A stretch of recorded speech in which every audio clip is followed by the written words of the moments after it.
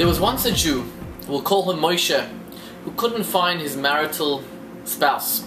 So he went to his Rebbe, the Maggid of Mizrich, and he poured out his heart and soul about the anguish and pain of being lonely. And he couldn't find his shidduch, not because there were too many boys, too many girls to date, but because he was poverty-stricken and nobody wanted to look at him. So the Mizrich Maggid gave him advice. He says, if you listen to me, marry the first suggestion that is offered to you. Interesting suggestion. So he goes on his way, and on the way he goes into an inn. There's a bar there, people are drunk, and he tries to mind his own business, but sure enough, after a couple of minutes, one of the most drunkard people goes over to him and says to him, Rebbe, what are you doing? What's your name? What are you doing here? And he pours out his trouble. He says, you know, I can't find my shidduch, my marriage partner, and my Rebbe told me to accept the first suggestion offered to me. So this guy who's totally drunk and smashed out of his mind, he says to him, have I got a girl for you? Amazing, perfect match. Do you want her? He says, yeah. He says, okay, fine. She was a daughter of the innkeeper. The innkeeper happened to be out that night. And they said, L'chaim. She said, you know, they told her we'll play a joke on this guy and we'll marry him. And he says, okay, they celebrated the engagement, and then he said he made a ketubah, a real ketubah. They put up witnesses, and he made a real chuppah. And these guys are all drunk, and they're making a joke out of the whole situation, and she's laughing with them as well at the expense of this guy. And in the end, when they've had their fun, they tell him to leave, and he says, no, what do you mean? I'm married to her, I want my wife. And they kick him out forcibly. And he sleeps on the doorstep outside. In the morning, the father comes in and he says to Moshe says to him, my dear father-in-law, good morning. And the guy looks at him, father-in-law, son-in-law, what are you, Meshuggah? He goes inside, and the guy follows him, and he asks his daughter what happened, and she tells him the whole story. And as he's listening to the story, he's getting more and more serious. This is crazy, how could this guy do it? And he starts shouting at him, starts slapping him in the face. And he says, okay, listen, here's 20 bucks, give me a divorce for my daughter. He says, no way. 50, 100, 1,000, he's no way.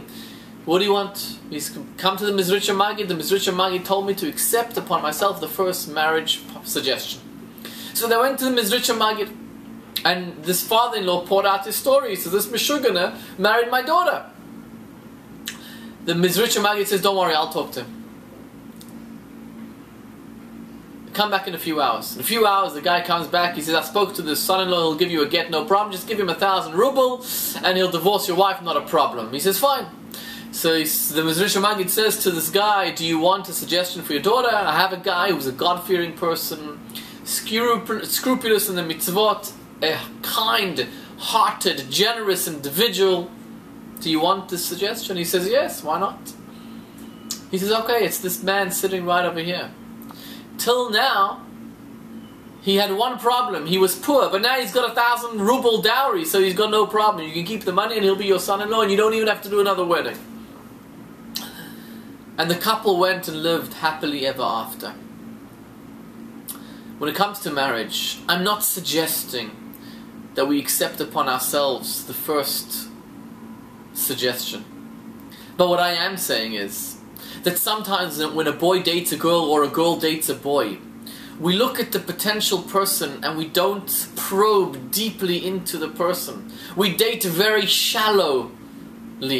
We don't give the person the time of day, the realistic option. Since there's so many options, there's so many girls out there, I'm going to date this girl, and then tomorrow another girl, and another girl, another girl, another girl. I don't actually focus on the suggestion that I currently have.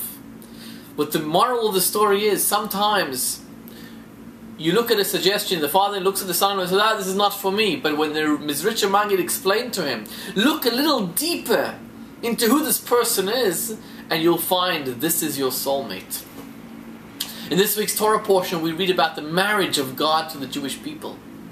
Many times with our marriage with God, we have a rocky relationship. We'd like to divorce God from our lives. I don't want to do this mitzvah, I don't want to do that mitzvah. But the story teaches us if you probe a little deeper into what's behind this mitzvah, we'll find that we'll live happily ever after. We'll find the most meaningful and incredible relationships with the spirituality of the mitzvah with our God. Have a wonderful week.